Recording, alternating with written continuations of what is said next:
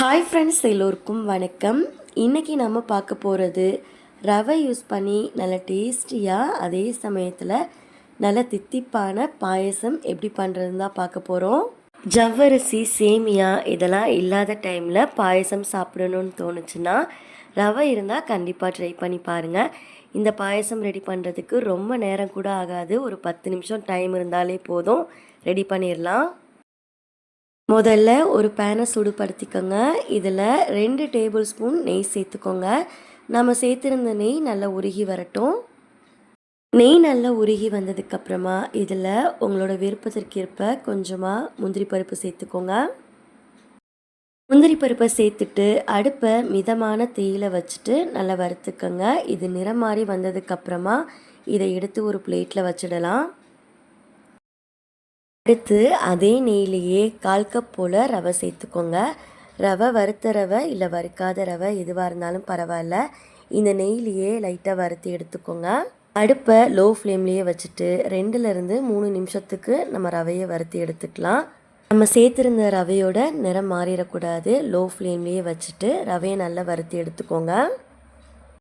ரவை நல்லா வறுப்பட்டதுக்கப்புறமா இதில் 2 கப் அளவுக்கு காய்ச்சின பால் சேர்த்துக்கோங்க. 2 கப் அப்படிங்கிறது 1/2 லிட்டர் அளவுக்கு பால் சேர்த்துக்கோங்க. பால் நல்லா திக்காகவும் இல்லாமல் தண்ணியாகவும் இல்லாமல் கொஞ்சம் மீடியமாக இருக்கிற மாதிரி சேர்த்துக்கோங்க. பால் சேர்த்த உடனே கட்டியாக ஆரம்பிச்சிட்டோம். அதனால் கைவிடாமல் நல்லா கலந்து விட்டுட்டே இருங்க. இது மாதிரி கட்டி இல்லாமல் கலந்து எடுத்துக்கோங்க. இல்லைனா கொஞ்சம் கொஞ்சமாக பால் சேர்த்து நல்லா கட்டி இல்லாமல் கலந்து எடுத்துக்கோங்க. அடுத்ததான் இதில் கொஞ்சமாக குங்குமப்பூ சேர்த்துக்கலாம். இது ஆப்ஷனல் தான், தேவைப்பட்டால் சேர்த்துக்கோங்க, இல்லைனா ஸ்கிப் பண்ணிக்கலாம். இதை நல்லா ஒரு டைம் கலந்து விட்டுட்டு அடுப்பை லோ ஃப்ளேமில் வச்சுட்டு இதை மூடி போட்டு வச்சுடுங்க. ரவை நல்லா வெந்து வரட்டும். ஒரு 3 நிமிஷத்துலேயே ரவை நல்லா வெந்து வந்துருச்சு.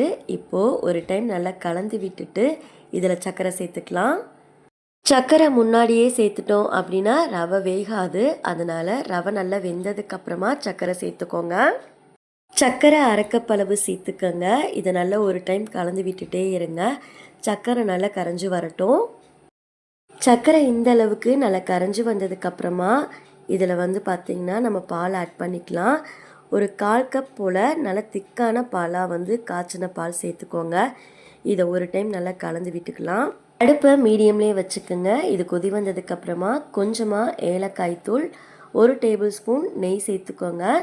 கடைசியாக இதில் நம்ம வறுத்து வச்சுருந்த முந்திரி, கொஞ்சமாக ட்ரை ஃப்ரூட்ஸ் ஏதாவது இருந்தது அப்படின்னா சேர்த்துக்கோங்க.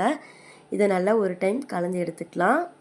இதை எல்லாத்தையும் ஒன்றா கலந்து விட்டுட்டு ஸ்டவ் ஆஃப் பண்ணிவிடுங்க. அவ்வளோதான், நம்மளோட ரவை பாயாசம் ரெடி ஆயிடுச்சு. வீட்டில் ஒரு டைம் ட்ரை பண்ணி பாருங்கள். இந்த டேஸ்ட்டில் இருந்து மாறவே மாட்டீங்க. ரொம்ப ரொம்ப நல்லாயிருக்கும். ட்ரை பண்ணி பார்த்துட்டு உங்களோட ஃபீட்பேக் எப்படி வந்ததுன்னு மறக்காமல் ஷேர் பண்ணிக்கோங்க. நெக்ஸ்ட் ஒரு ரெசிபி வீடியோவில் பார்க்கலாம். தேங்க்ஸ் ஃபார் வாட்சிங். பபாய்.